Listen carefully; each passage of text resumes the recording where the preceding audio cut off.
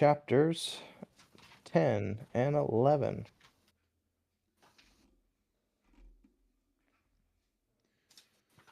Ooh, that's a lot of names. It is a lot of names. It's a lot of names. We don't have Tim here to read them for us. Uh, yeah, so that's that, but Jack's he's good at names. Jack, which chapter do you want? 10 or 11? Are there Yeah, why more don't we split it names? up this time?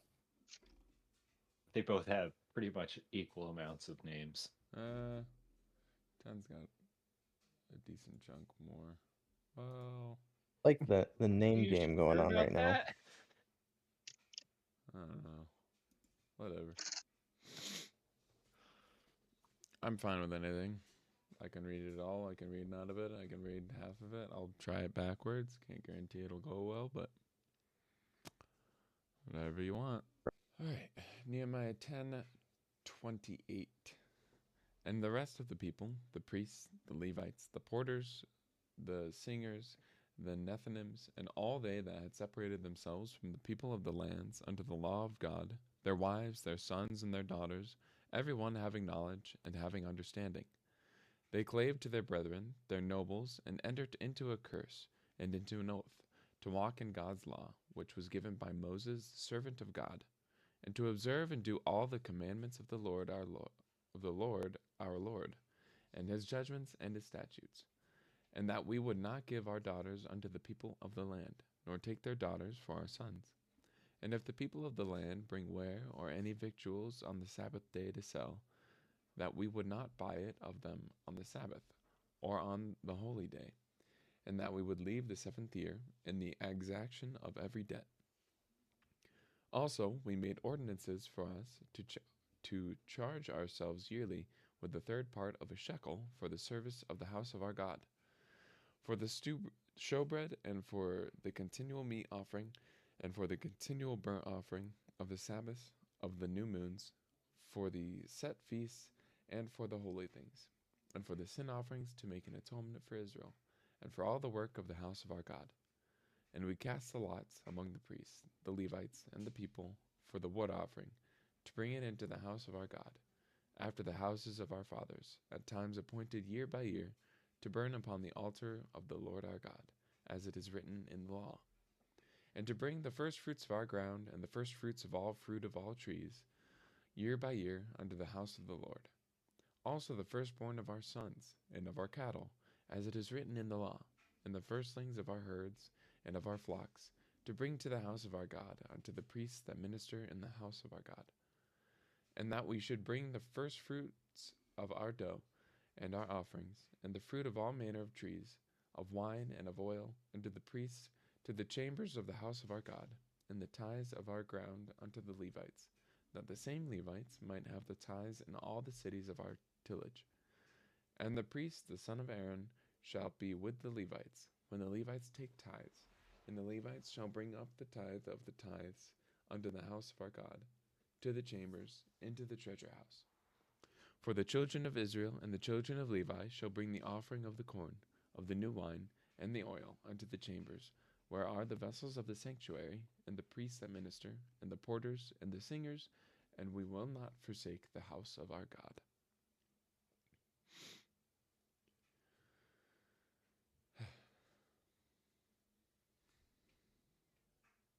Good job, Jack. Thanks. I like to think back to um our church, and if you go into our office, there's that document there of when the church was established, and you see all those names that are on that list there, Mm-hmm. and that's pretty cool. You know, it just shows you of the unity that everyone had when our church was started, and um, you know, I love the history of our church. It's not very lengthy in regards to like we haven't been here for many years, but it's the same fact that you had several families that had this bond and wanted to build something and to build a relationship with each other and to build a community and um, build a place where they can worship and praise and honor our God. And they worked hard at it. They sacrificed to make sure that they could do those things. We look at the building project. I know we've brought that up several times. But it just goes to show you that even a verse like that, where you have so many different names, we could still pull something from it, even if we don't necessarily have to reference every single person by name. I think we can still learn from the fact that they were united, and they were willing to put their names to paper. On There's a note. sorry, go ahead. Go for it. There's a note in my Bible, just about verses 14 through 19, just how most of those names listed there match the returnees in Ezra chapter 2, and then in Nehemiah 7. So a lot of those names are found elsewhere in the Bible, which is pretty fun that you can do some cross-referencing and just see who is where and who is involved in both books of the Bible.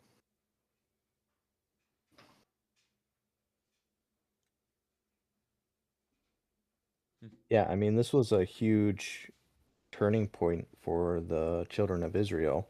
I mean, just for those that are kind of catching up at this point, you know, they have been in captivity for a long time. And so now they have gotten the green light to go and reestablish themselves in Jerusalem, but this wasn't going to be something like, oh yeah, all our homes are just going to be exactly the way we left them. You know what I mean?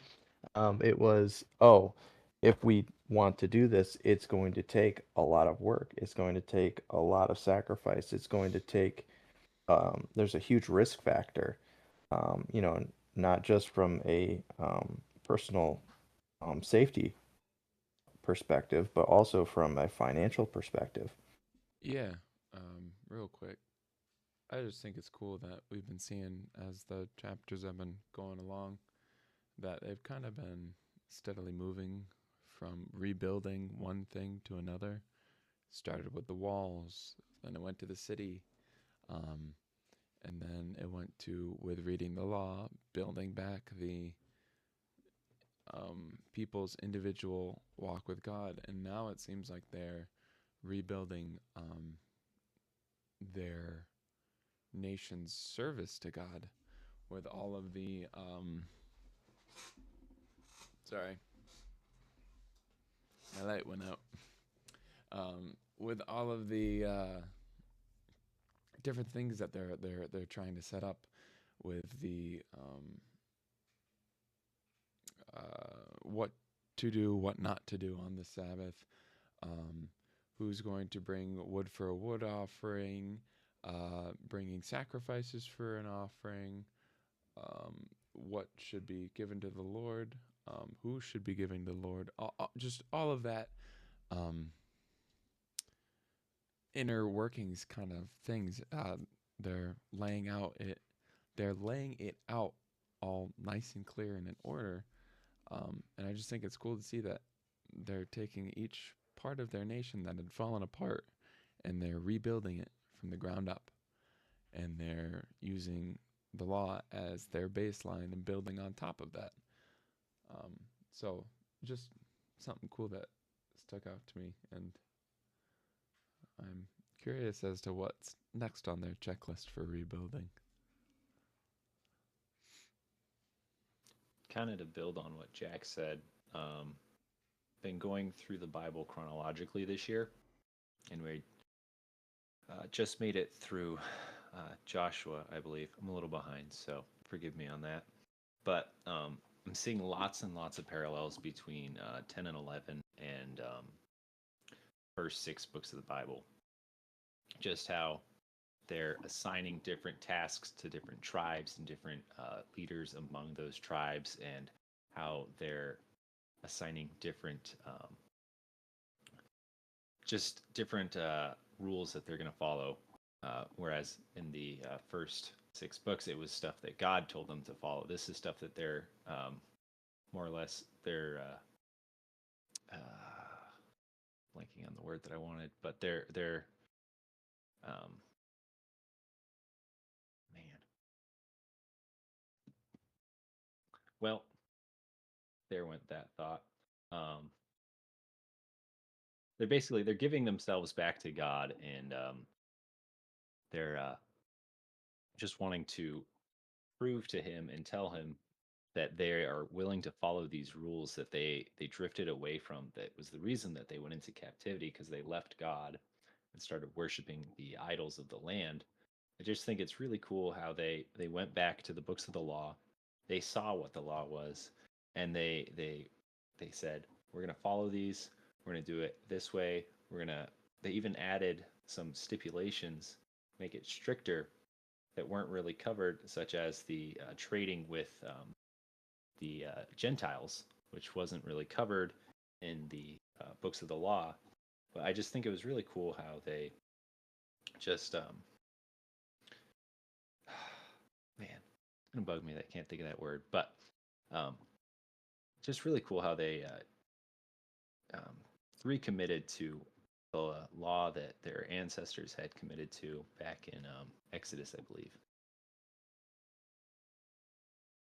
What also stuck out to me in this, just to kind of go off of what Granny was just saying, in regards to the law, but what I stumbled upon in the study was the covenants that were made up until this point in regards to God's word. I was actually I ended up calling my father-in-law and we were talking for a while, because I started going down this bunny trail of all the different covenants, and it turns out that everybody and their mother has their own definition of the covenants, and there's can it be anywhere from 7 or 5 or but the one that sticks out to me the most, and this is in Jeremiah 31. Now, I'll read 31 verses 32. Not according to the covenant that I made with your fathers in the day that I took them by the hand that bring them out of the land of Egypt, which my covenant they break, although I was a husband unto them, saith the Lord. But this shall be the covenant that will make with the house of Israel. After those days, said the Lord, I will put my law in their inward parts and write it in their hearts, and will be their God, and they shall be my people. This in regards to the new covenant. This is pretty much that last covenant that we get right before this all takes place. Right in when they are captured and go into Babylon and all this, and this is the word that this is the last covenant that they received up until this point, and this is obviously pointing to when Christ comes, and he is going to come and fulfill the law, and all that will take place. And so it's very interesting how they're at the point where they're kind of recapping. They're talking about the Mosaic covenant and the Mosaic laws that God gave to Moses, and going through all these things, and it's kind of the housekeeping of all, just hey, let's make sure that we're doing things that we're supposed to be doing, and making sure that we're upholding our end of the deal. And so I agree with what Jack was saying earlier, the fact that it's really cool to see how organized they were when it comes to reestablishing themselves.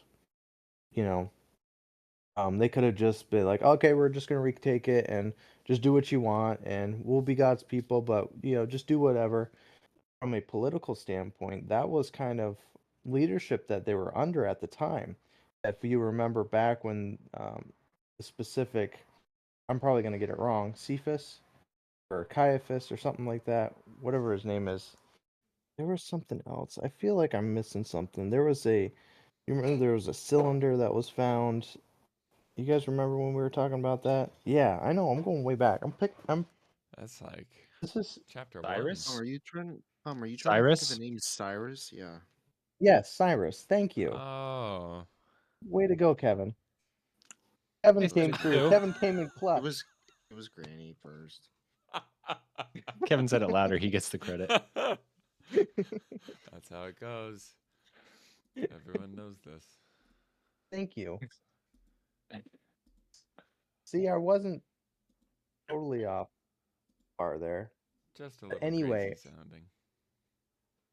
I try my best to sound as crazy as possible. You succeeded. But the point being is that what was socially acceptable and what was being shared with them as a people was, hey, you just go and do whatever you want. You know what I mean? And so it's literally by God's grace that they had a leader like Nehemiah that said, hey, we're not just going to go and do what we want. We're going to go and serve our God again. Let's face it, I've heard it hundreds of times. Well, why do we have to do that? Well, we have to, dumb example, why do we have to clean the cabins every weekend? Why do we have to scrub the floors? They're good enough. Well, we do it because we want to give our best to the Lord, and we want to make sure that we're maintaining what He has given us, and we also want to leave a good impressions for the parents that drop their kids off. It's a trickle down effect. When the parents come in on Monday morning and the cabin stinks like EO from the week before, that's not really a great testimony. But what's a nice testimony is when it comes in and it smells wonderful, and they're met with a smiling face and they're comfortable. That's a great testimony to share people with people. And so, I think we can definitely, there's a lot of practical application to this book. And, I think we've said it a lot, and I think we do appreciate how things were done in an orderly fashion. The word I was struggling to think of was rededicate.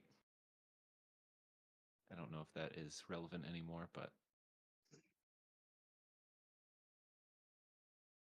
One thing that I noticed, I was going through a commentary with this, and at the end of verse 39, kind of what Tom was talking about with their covenants and commitments. It says, and we will not forsake the house of our God, and that was a covenant that they made. And I'm gonna read what it says in the commentary real quick, and it says this solemn pledge was repeated at the close of the covenant as an expression of the intense zeal by which the people at this time were animated for the glory and worship of God. Under the pungent feelings of sorrow and repentance for their national sins, of which apostasy from the service of the true God was chief, and under the yet fresh and painful remembrance of their protracted captivity, they vowed, and feeling the impulse of ardent devotion as well as gratitude for the restoration, flattered themselves they would never forget their vow to be the Lord's. So it's just kind of saying how they remembered how they were in captivity, and they remembered how, um, back a couple of chapters ago when they had to, kind of read out the law and realize that what they were doing was wrong and all those things. As a result of that, they vowed that they wouldn't forget the Lord and they wouldn't forget His house.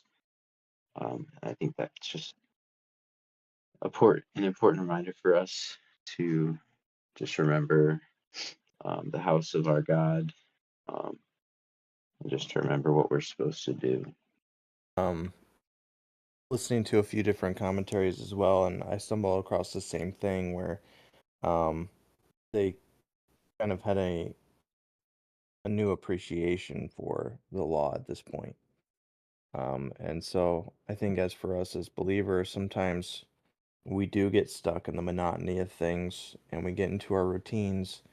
And I was mentioning this on Sunday, where it's just so easy to just, go to church and we, use our punch card to clock in, and we sit in the same pew and we sing the same hymns and we listen to the same preacher, and then we go home and we do nothing about it because it's routine. And I think sometimes there's different events that could happen in a church's life as a whole that could shake that up, whether it's a pastor leaving or there's maybe they're taking on a building project and that mixes things up, or maybe they're working towards doing a revival service and so they're gearing up for that, or maybe it's Vacation Bible School if we want to dumb this down on a smaller scale. And those big um, events that happen in a church home, in a church family, um, help us kind of recalibrate, and readjust so that we aren't constantly just being robots when it comes to um, our fellowship with other believers. We aren't just robots in our worship to God. We're not just there because we're, you know, getting points um, on our food app, like we do for Taco Bell, just so we can get that extra burrito, like we're going to church because it's not about us, it's because we want to grow and we want to, do something for God, and we want to listen to his word and actually hear it. It's one thing just hearing those words come in, um, because I've been there on a Sunday and, I feel like I'm probably not the only one with this where, I find myself in a position where I'm sitting there and I'm supposed to be listening to the pastor, but he's going wah wah wah like the Peanuts comics, and I'm missing out on half of his message because my brain is elsewhere, and I constantly have to bring it in. No, I need to listen to this, and so sometimes it could be a challenge, especially when we're distracted with things that are going on in our personal lives, and so you know this uh, recalibration that's going on with God's people uh, is fantastic, and it's a great reminder that for us as churches that we should be doing things as a family to mix up the monotony, to remind ourselves of the reason why we are gathering together, the reason why we are fellowshipping. We have a commandment that we need to be following as believers. Um, we need to be sharing the word of God, and we need to be continuing to grow in our walk with the Lord. And it's very easy for us to just, you know, kind of baseline and, not really see any growth for a long time because everyone gets in this weird position where we're just content with where we're at. And so it's vital for our leadership to be like, no, we're gonna mix things up this year. We're gonna do this year, or maybe we should try to strive to do something um, to better reach our community. Let's maybe build a school, or let's start a new bus ministry, or let's do this. Those are all practical things that we could do as a church to kind of um, kind of give us a jump start in our walk as a church family. So, we talked a lot about individual lives and what this means to the individual, but it's also what's kind of cool about this book as well is that it really addresses how we should be also operating as a church as well as a family. Sorry, I didn't want you to hear me slurping on my big jug of coffee.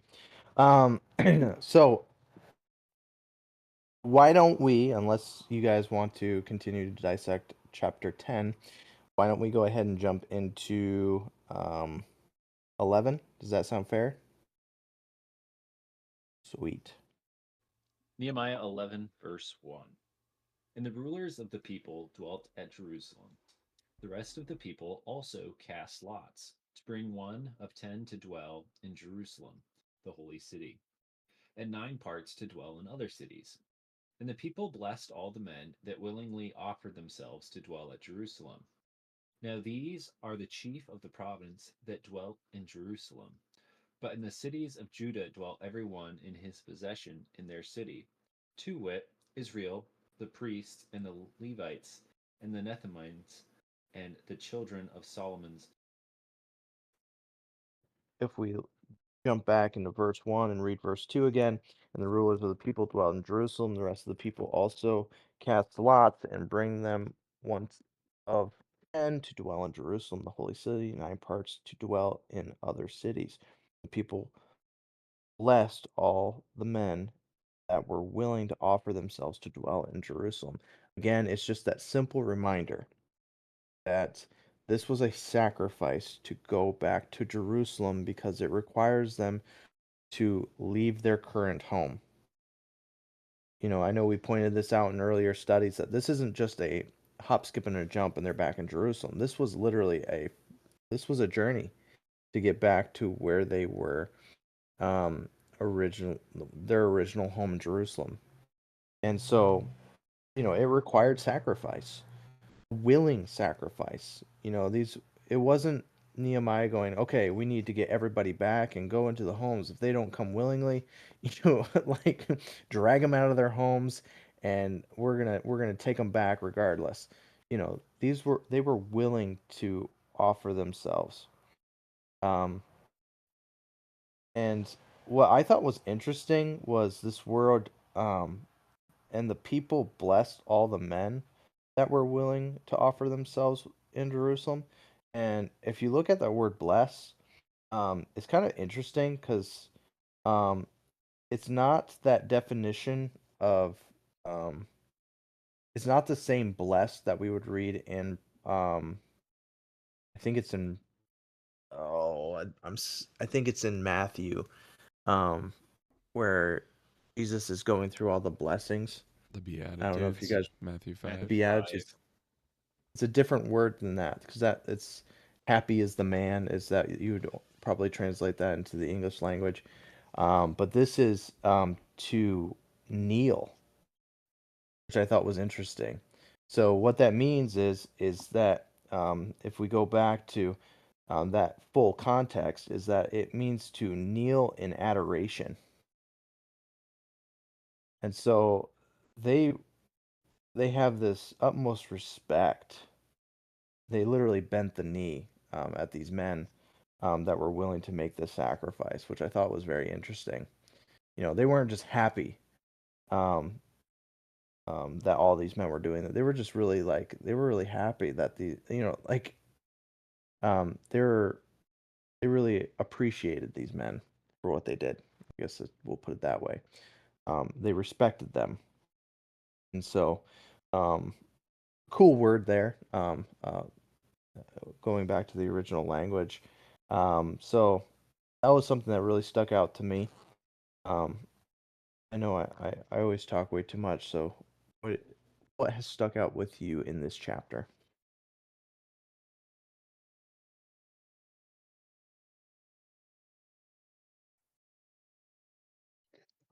Reading the commentary again, just some, I guess, context.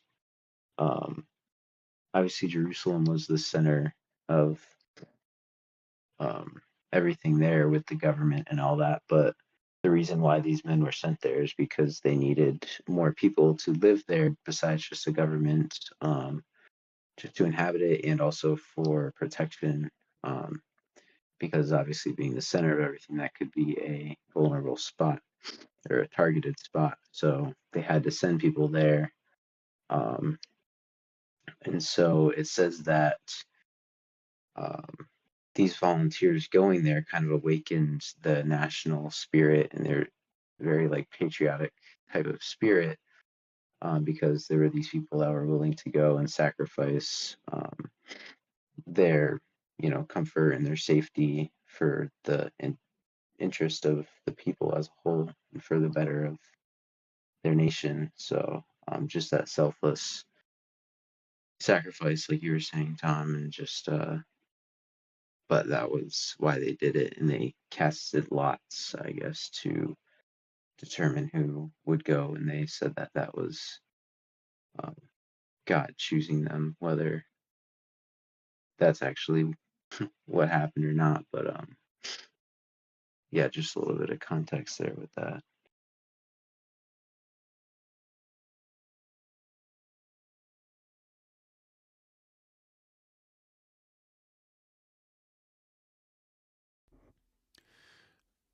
I just find it interesting that, and maybe someone can shed some light on this, because I guess it could really be a question. I just find it interesting that in a lot of these recent chapters that we've been going through, there's such care and dedication that goes into listing every single person and how many people are there with those people, where they come from, what they're doing, um, what their contributions are going towards. Um, I just feel like this is one of the very few, if not the only, book of the Bible that puts that much care into the individual people and listing them and what they do and where they're found. Um, I just found it interesting that that's the case that we've been seeing in many of these chapters that we've been going through. Um, I'm not sure if there's a reason for that. I'm sure there is. It wouldn't be in the Bible if there wasn't a reason. Um, so maybe one of you guys has an idea as to why that is, but I've been trying to puzzle why we've got so many names listed Y- in all of these You know, it chapters. was running through my head when you were going through that was that today, you know, I've heard people complain about all the different plaques and names of people on things that are given to like churches and stuff. You know, I've gone to churches where there's like a bunch of pews that were donated by the church and like it's got all these family names on it and they're like, you know, people are going, oh, so and so's name's on this pew and so and so's name on that and this is in memory of so and so and you go through camp and it's kind of the same thing where, you know, my favorite is there's this plaque that was hanging up in the lounge for years and it was this um I think it was this speaker system was donated by so and so, and there was like no speaker system there, and so it's just like the plaque was literally there for no reason, um, but it had a name attached to it, and it was someone who was willing to give up of their finances to make sure that that camp was able to have a speaker system. And there's other things that are around camp like that. There was an old bench that's got an old board member's name on it. There's the Hilliker Lodge, which has a name on it. Why am I saying all this? Well, um, in recent days, we have men and women that are willing to sacrifice their time and their efforts and their finances to serve their God, and people have recognized that. And um, what's happening here is, I would say, is almost the same thing. Is that Nehemiah and the leaders and who um, and all this together, um, they wanted to make sure that people were getting their credit as far as like they were being recognized.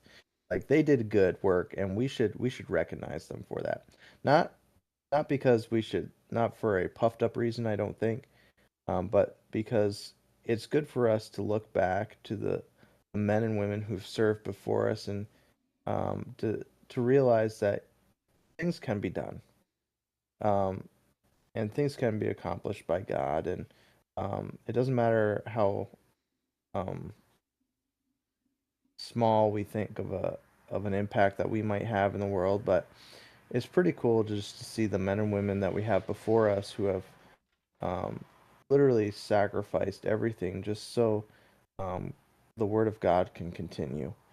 And you know, we have, you know, I think of we were just talking about the gentleman in our church who just passed away, and just thinking about the impact that he had at our church and even at camp too, and all the years that he sacrificed. And um, you know, it's when we have a fellow saint who is, um, if I can, senior saint or whatever you want to call him, who has passed away, someone who has dedicated their life to the Lord. What we could take from that is, you know, what made them different? You know, what about them set them apart that really influenced your life? Is it the fact that they were a prayer warrior? Was it the fact that they just worked really hard um, and they just never um, quit working even when everyone else did? Or was it the simple fact that they just had a smile every single Sunday? You know, it's those things um, that impacted our life that we should try to incorporate into our life so that we can do the same thing for someone else. And that's something that I've really been thinking a lot about. You just another example. Um, I was thinking about my grandmother the other day, and you know, she was such a prayer warrior, and she would wake up every morning at 3 o'clock, like on the dime, and she would pull out her list of the people that she was praying for, and she would pray out loud in her dining room 2 hours every morning. you know and she was also just so good about just opening up her Bible and making sure that she did her devotions no matter what. And so for me, you know, I always knew that she was praying for me. And then to see her Bible and to see her list of people, it was all in these all different assorted scraps of pieces of paper, and to see that all the people's names on there, and to see my name on there, see Camp's name on there, and to know that she was praying for me every single day, that brings me so much comfort. And when I lost that, it was it was hard, because I'm like, oh man, who's gonna, I like who's gonna pray for me like she was. But the reality is, like, now that has given me the motivation to be that for someone else, and to kind of carry the torch as far as just try to be the next prayer warrior for the next generation if I can. Um, and so I think that's probably why that we have these lists of names on here, is because, you know, the reality is that, there not everyone picks up the slack. Not every believer is going to be willing to carry the torch. There are so many people that are out there that are content with just doing the bare minimum, and that's, that's their prerogative. But at the end of the day, why should we just be like, everyone's a winner? Let's everybody hand out all the same medals to everybody. You know, God's not going to do that in the end. And so it's pretty cool to see that the men and women that are actually doing stuff, the men and women that are actually getting involved in this build, that they were recognized. And we should honor them, and we should honor them by doing the work, and to step up to the plate, and to understand that, yeah, so what if it was 3,000 years ago that happened? We can still do that stuff today, and that's probably not an accurate time frame, but you get my point. All right, let's step up, and it just shows you that it can be done, and it can be done through God's strength. And we have an amazing God. Kevin has probably heard this way too much, because he's been coming and traveling with me, but we've been talking about God's renewing strength. And at Isaiah 40:31. And we have a God who doesn't just gives us that spiritual endurance. He's not the God who just gives us that psychological endurance. He's not that God who just gives us the spiritual endurance. Did I say that twice? I don't know, but it's fine. The point is that our God gives us the endurance in all things. He's a mighty God, and He can help us out in any situation. He can give us the strength to overcome many trials, and we see that in Nehemiah. We see the huge, overwhelming task that was before them. Not only were they trying to rebuild a wall, but they were trying to repopulate a city. You know, and so that is a crazy task. And it has been so encouraging to go through every single chapter with you guys, and to really dissect what took place here. Um, in history, and the men and women that were willing to just sacrifice it all, risk it all, just to do something that would glorify their God. And so, I know we're getting close to the end with this book, but um, what are some things that we're going to take away from this? You know, we can go through a study like this and it can be really fun and it can be really cool to study out, but what are we actually going to do, guys? You know what I mean? At the end of the day, what are we going to do to, um, you know, put our big boy pants on and actually apply some of the stuff that we learned? You know, it's one thing to study stuff out, but it's another thing just going out and doing it. And it's about time we do it. We have a whole generation of men and women that just need to hear the word of God. And we're a part of some really exciting times, I feel like, right now in New England. And I feel like we have an opportunity to be a part of something really, really special. But that stuff's not going to happen on its own. We have to be willing to sacrifice our time and our effort and our finances, and give it over to God and just trust Him for it, and just to be willing to let Him use us no matter where we're at. So I'm done. I'll get off my soapbox. It was a good soapbox. Every time I see a list, sorry to interrupt, Jack. I didn't know if you had anything to say. Um, every time I see a list of names, um, it reminds me of a study I did when I was in Sunday school when I was younger, and it reminds me of how we went through the whole alphabet, and we went through. I used one of my dad's books in his library, and it literally has all these names in the Bible, and it was crazy because we all got similar names from the Bible, and some of the names it literally says one thing about them, and it's like, well, it's like God put that person in the Bible, and it says one thing about them. You know nothing else about this person, and he says one thing, and it's like that was so important that they put it in the Bible. And I always think it's so cool that even if it says one thing about one person, um, that it was put in the Bible for a reason. Um, and it also reminds me of I was listening to a marriage podcast the other day, um, and he was talking about role models, and it's I started to think about it as like who are my role models, and it's like if you look into the Bible and you look at all these stories about um, these faithful men that just didn't turn away, they didn't, they were unashamed, they were, their strength was renewed, that they were just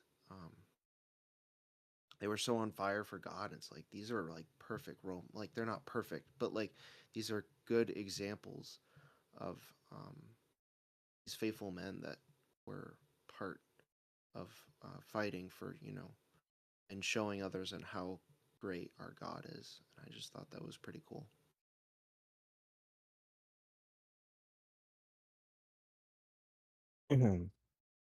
Well, gentlemen, I think that's everything. Unless you guys have any other last minute thoughts that you wanted to share with the group, um, I think it's about time to wrap things up for tonight. Um, yeah. So the next two times that we meet, we're going to be going over chapters 12, and you're never going to guess what the next chapter is. 13. Kevin's lucky number. I was I gonna was gonna say say 14. 27. It got me. Number Famous 27. Nehemiah chapter 27 passage. Mm. Yeah. So, Thou yeah, shalt looking work all forward to summer at that. Northfield. What? Nehemiah 27 verse 1. Thou shalt work all summer at Camp Northfield. Yes, so that's the challenge at the end. Or in some people's cases, for the rest of your lives, because apparently we sign life contracts. Yes. I didn't you sign can- anything. Let the record show. He's been branded. It was an No. alias. Daniel is a No, fake just gay. kidding. Yeah. So, No.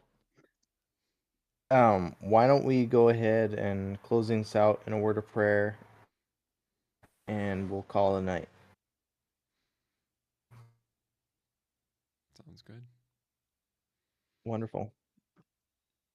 Jack, you should say, like, don't forget to subscribe and smash the like button and tweet this out to all your friends. You're supposed Hit to the say all that notification stuff at the bell. end. Like us on Facebook. I don't need to say it anymore. You just said it. Good job. Give us a 5-star. We should come up Yelp. with a jingle. You know, every good podcast has a jingle. Ba-da-ba-ba-ba. It's later than Listen. it was supposed to be. It's on Facebook. That'd be fantastic. You Camp should just- Northfield. I mean, You Clover know Barn you is found a good sponsor night's of Camp sleep Northfield. when you sleep at Camp Northfield. When you wake up freezing covered in rash. All right, I'll go. Oh my goodness. If you All right. haven't slept on these psych ward mattresses, you haven't had a good night's sleep.